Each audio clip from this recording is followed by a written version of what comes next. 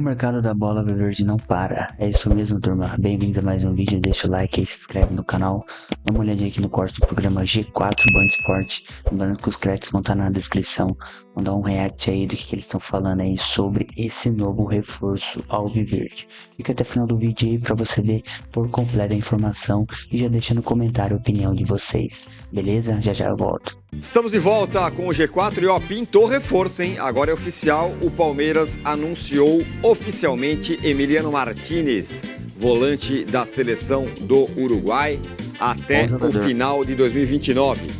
Olha lá o Twitter do Palmeiras. Tá assinado, o uruguaio Emiliano Martínez é o novo meio-campista do #maior campeão do Brasil.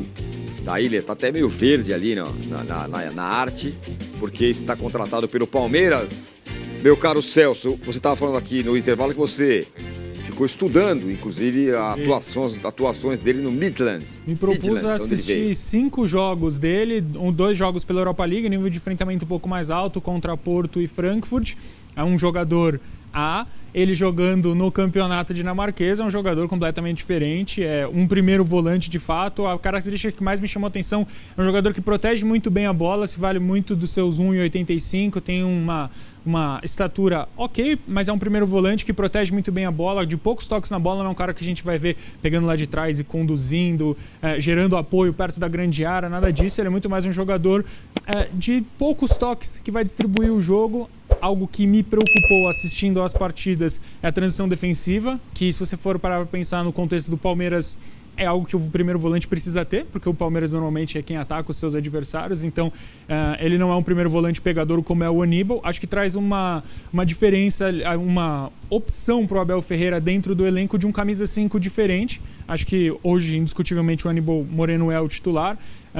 O contexto da Dinamarca, a gente está falando de um campeonato que não tem nem 20 times, se não me engano são 12 ou 15 times dentro do campeonato dinamarquês, então é um contexto, né, como a gente estava falando aqui, do físico, obviamente muito menos exigido. Uma característica dele em jogos da Europa League que você não vê em jogos, por exemplo, da Dinamarca, a gente sempre tem que colocar em contexto porque o cara tem muito espaço para jogar na Dinamarca. Algo que ele não vai ter aqui e não tinha na Europa League. Ele tenta aqueles passes longos, aquelas coisas. Estava até falando, né, ele parece um jogador elegantérrimo no campeonato dinamarquês. E contra o Porto, ele foi um jogador absolutamente regular nessa partida, nesse contexto que eu vi. Tá no radar do Bielsa. Eu acho uma opção interessante. Não é um player, né, que chega assim, como a Leila prometeu, ou pelo menos sugeriu que o Palmeiras faria, como fez com o Paulinho. Mas acho que é um jogador que dá uma opção interessante. A torcida está bem chateada, obviamente, por conta das especulações de Andreas Pereira, do próprio Vilhaçante, mas a gente tem que colocar, de novo, contexto. Ela é um camisa 5, não é um camisa 8, então acho que o Palmeiras ainda pode sonhar com esses outros jogadores que chegam para a posição de segundo volante. Agora, até uma questão interessante que o Vessone me perguntou, são 9 estrangeiros no elenco do Palmeiras.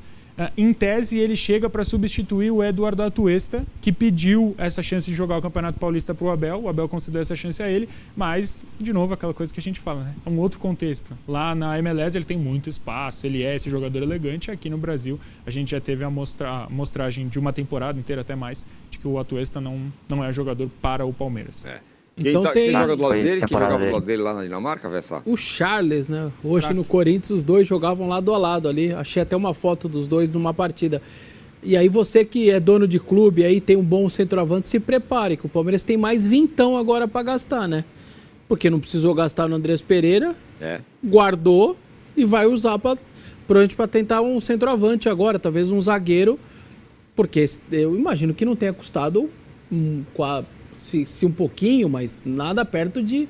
Não se falam em valores ainda, pelo menos até onde eu sei não se falam em valores, mas a gente imagina algo ali em torno dos seus 6 milhões, alguma coisa. Eu acho, olha, o Charles veio por 1,6 só. Então eu acho que a Dinamarca certamente tem um dinheiro guardado agora para focar em outra posição, né? Agora, o que me causa curioso para mim, queria ouvir vocês, é que o Palmeiras passa a vida falando em centroavante. O Abel fala, eu quero um centroavante, não sei o quê, eu quero não sei o quê e tal. Aí ele circula e contrata volante, vai atrás do Claudinho e tal. Ele vai cercando outras posições, abastecendo outras posições que talvez não sejam prioridade. Então, Se você for elencar nas prateleiras, prioridade 1, centroavante, sim, eu não vou discordar de você. Agora, o Palmeiras não está só para, na minha opinião, o Celso pode corrigir se eu estiver errado, para 2025 pensando no goleador do time, porque o Rony não vai mais atuar e tal. O Palmeiras está reformulando discretamente o seu time. Então a gente estava falando, né, da questão do Zé Rafael. Para mim é mais um indício de que o Zé Rafael dificilmente vai ser aproveitado nessas circunstâncias. Então, né, saiu o Gabriel Menino. Estou pegando jogadores do setor, né? Então o Palmeiras acha que aos poucos, e não é só contratar o centroavante titular, e a idade do Martins, essas outras circunstâncias de outros jogadores que estão vindo me levam a crer que o Abel, aos poucos, está reformulando o elenco do Palmeiras, dando mais vigor, né? E o Zé Rafael, muito tempo, foi sinônimo de vigor. O ano passado ele já não foi mais sinônimo de vigor. Então, eu não acho... Se o torcedor ficar pensando só, não adianta vir ninguém, tem que vir um 9 bom, como disse o Vessone, não vai ser um problema de dinheiro. Tem dinheiro para o 9 bom. E acho que é um reforço que pode ajudar, sim, nesse processo de reformulação. Assim, o Corinthians contratou o Charles. A gente acabou de comparar as equipes lá de São Paulo e Corinthians. O Charles estava titular naquele jogo contra o São Paulo. Contratou quantos jogadores mais para o meio de campo? O Corinthians tem 2 jogadores de posição no meio de campo. O Palmeiras não tem 2 jogadores de posição no meio de campo. O Corinthians joga 3 no meio e tem mais de 6. Quanto você falou que tem? 8. 8 volantes. Né? É uma temporada longa. O cara vai ser útil, cara. O que você ia falar, Celso? Não, acho que a questão camisa 9 ela é bastante peculiar, porque ter um camisa 9 te dá a possibilidade de armar o time do Palmeiras de diferentes formas. A gente fala sobre o Paulinho, né? Muita gente bate na tecla de que o Paulinho chega para ser um 9, inclusive foi uma informação veiculada, se não me engano, pela imprensa, passada pela diretoria para a imprensa, para vender a ilusão de que o Paulinho é um camisa 9. O Paulinho, ele pode ser um camisa 9. Ele nunca foi pouco exposto a essa função no Galo. Ele jogava com uma dupla, ele e o Hulk, né? O arco e a flecha, a hora ele era a flecha, a hora ele era o arco, mas ele não é um camisa 9 de fato. E, assim, imaginando um Paulinho que hoje pode exercer a mesma função que ele exercia no Galo, saindo da esquerda para dentro, sendo esse cara mais agudo, ter um centroavante te dá a possibilidade de um determinado jogo, talvez você jogar com o Paulinho nessa função de 9, entre aspas, o fato de você ter um centroavante, ela te abre uma gama de possibilidades que hoje o Palmeiras não tem. Hoje o Palmeiras não tem um 9 de área. O Flaco Lopes não é esse jogador, porque o próprio Abel já entendeu isso, falou na coletiva. O Thales é um garoto, ele sim fez os seus gols, ele fez um gol muito interessante contra o Santos, acho que um gesto técnico lindo, né? Um direcionamento da bola, um cabeceio, mas assim, ainda é um jogador muito cru, e a gente está falando de um Paulinho que volta em abril, por exemplo, né? Ou que volte no final de março, para se adaptar a uma nova função, se readaptar depois da lesão para jogar um Super Mundial no meio do ano. E aí eu tô um pouco com o que você falou, o Tironi, porque a gente está falando de um time que tem dinheiro, que se reforça, mas não ataca o principal problema. Não tem um 9 no mercado? Será que não tem um 9 no mercado? Desde que o Palmeiras está de fato procurando um 9, o Botafogo, por exemplo, achou um que está hoje na seleção brasileira, que é o Igor Jesus. É um 9, uma sumidade na camisa 9? Não é, mas é um jogador desse que o Palmeiras precisa. Um jogador como o Caleri, por exemplo. Um jogador que dê a possibilidade para o Abel jogar com outros tipos, uma outra... Não formação, mas um outro estilo. Um 9 que vai segurar 2, 3 zagueiros, 2, 3 defensores para liberar outros caras. Hoje o Palmeiras só sabe jogar com um 9 que seja móvel, porque senão o Palmeiras fica muito previsível. Eu acho que é dar uma possibilidade para um treinador que já te entregou muito e que está te pedindo um jogador. Ele está te pedindo um camisa 9. Não é tão simples, né? Mas você consegue, nesse aspecto, eu concordo plenamente, decifrar... É difícil porque a gente vai ter que falar em algum nome, né? Mas decifrar a característica desse jogador especificamente, que tipo de jogador. Por exemplo, eu não vou. Já foi descartado o interesse do Palmeiras por esse jogo, mas o Vitor Roque, um centroavante dessa característica, não um centroavante tão alto de jogo que o Flaco tem, que tipo de centroavante? Eu entendo, o Vitor Roque não me agrada pessoalmente. Ano passado, o Palmeiras foi o time que mais... Existe a expectativa, né? A expectativa de gols, é uma métrica que o pessoal está usando bastante agora. O Palmeiras, em aproveitamento com base na expectativa de gols, o Palmeiras só foi melhor do que o Atlético Goianiense, que foi o pior time do Campeonato Brasileiro, com uma sobra gigantesca. O Palmeiras cria muito e converte muito pouco, e essa métrica mostra isso. Eu entendo o Vitor Roque, mas eu gostaria de um 9 goleador justamente para as chances que o Palmeiras criar, ele poder... Claro, se ele não tiver é futebol, 3, vai fazer exata, uma pelo menos, fazer 2, mas ele pode... uma. Exatamente. Ou então, eu imagino hoje, talvez, não tem um 9 no mercado que você olha e fala, quero gastar os 20 milhões que o Vessone falou. Beleza, traga um 9 tampão. Certo. Um cara que, para você testar, para você dar essa variação tática na mão do Abel Ferreira, para ver se ele de fato vai conseguir jogar.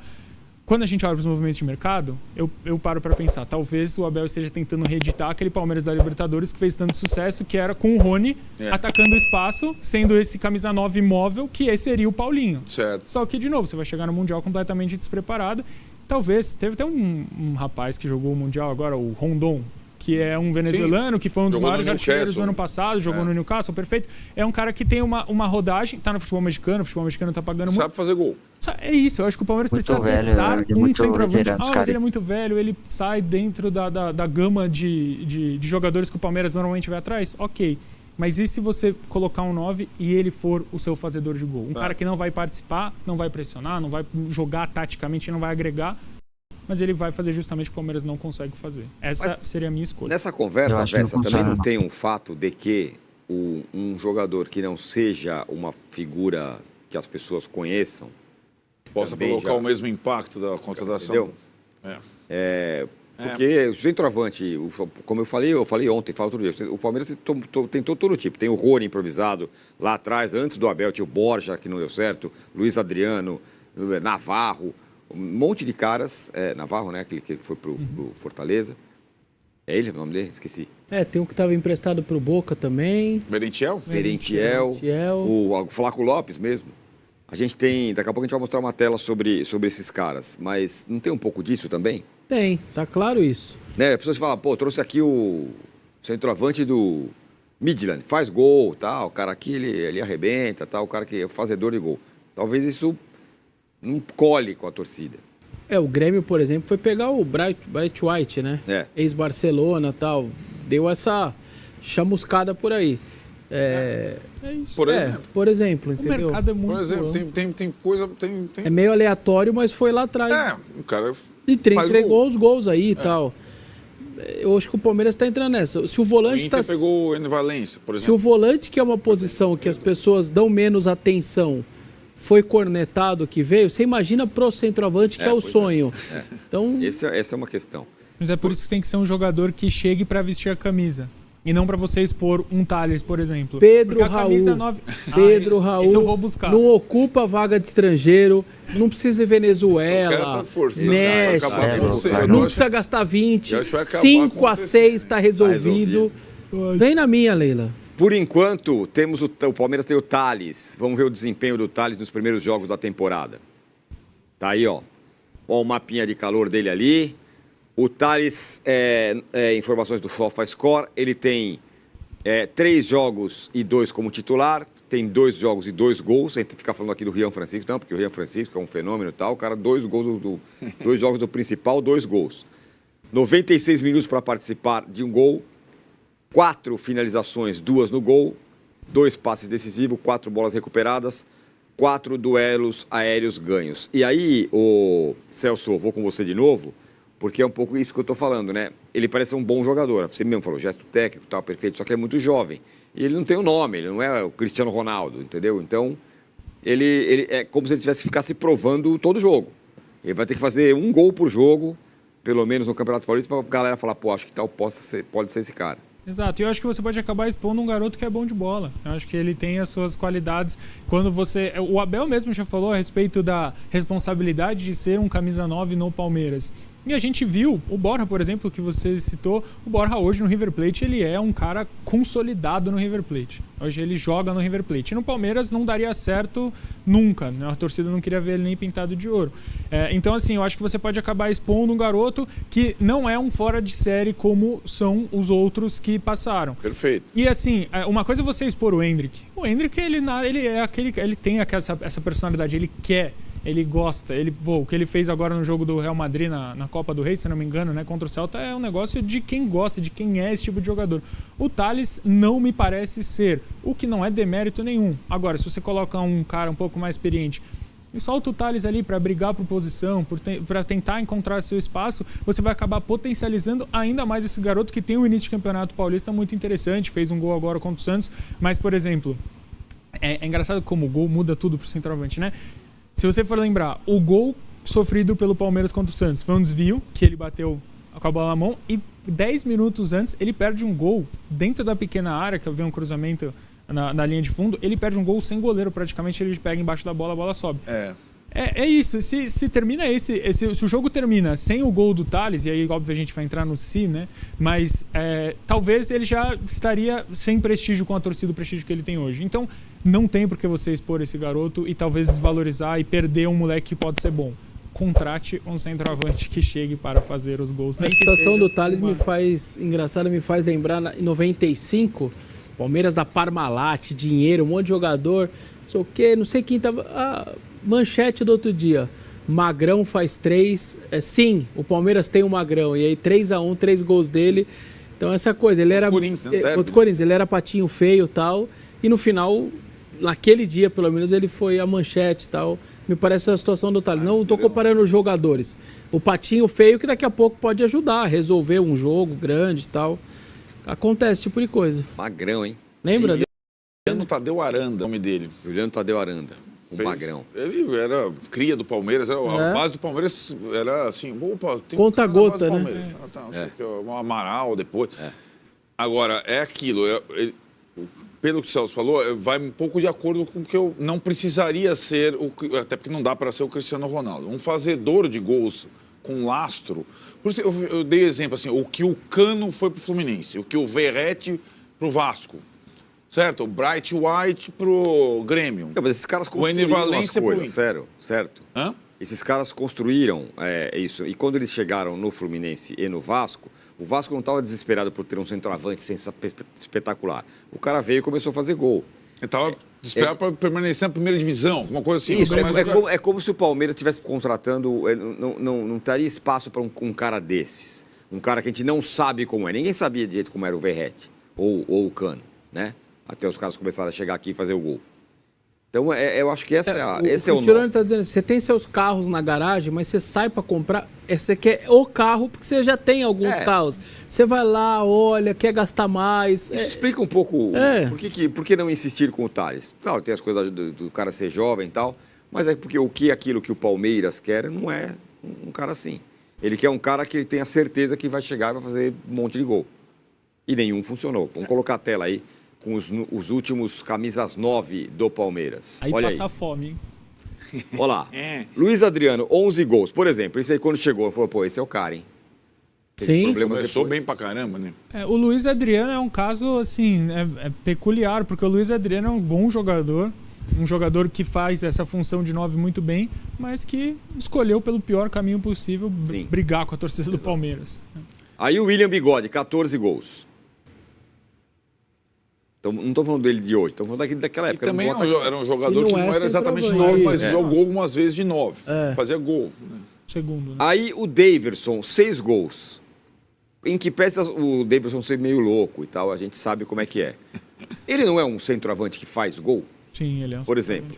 Numa outra situação, não seria um cara que serviria para ser o centroavante do Palmeiras? Eu acho que serviria. Eu acho que o Daverson ele é acompanhado, obviamente, todo o pacote Daverson que a gente está cansado de falar.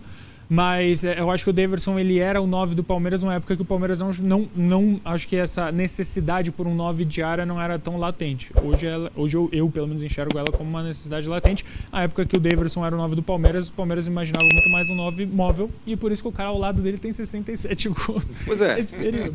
Rony, 67 gols. Esse não vai jogar mais. Nada mal, hein, cara? Não? Não vai jogar mais no Palmeiras. Eu acho que é uma questão de ciclo, né? Acho que o ciclo realmente se encerrou. A Leila mesmo falou isso. Então acho que realmente o ciclo hoje do Rony está encerrado. Basta ele entender isso de fato, mas ele está protegido pelo contrato, né? É um jogador com contrato. não teria um jeito de dar, pô, Rony, volta aí e tal. Acho que depois da presidente, não sei a opinião dos colegas, mas depois da Então foi esse o vídeo de hoje, turma. Vocês viram aí toda a análise aí em cima de Emiliano Martinez, vindo diretamente da Dinamarca, do Midland. Olha, confesso que não acompanhei ele lá. A gente sabe que não tem tanto prestígio o futebol dinamarquês, mas é um clube que joga as competições europeias aí. Tem lance dele fazendo gol contra o Feyenoord e tudo mais. E tem um volante que veio pro Corinthians também, que jogava junto com ele, que é o Charles. Vamos aguardar aí, como os comentaristas disseram aí, o Arnaldo, a temporada é longa, então vai ser necessário rodar o elenco, ele vai ser útil, ele vai ter minutos, e ele tem essa característica que diferencia de todos, né? Principalmente do Aníbal Moreno. Ele é mais jogador com a bola no pé, tem mais consciência maior, passada larga, e vai dar esse toque diferente quando precisar. E o Aníbal Moreno é um pouco mais marcador, né? Mais pegador ali de primeiro volante. E ele tem a presença de área também, o Emiliano Martinez. Beleza, turma? Esse foi o vídeo de hoje. E deixa no comentário a opinião de vocês sobre o que vocês acharam dessa contratação. Até o próximo vídeo.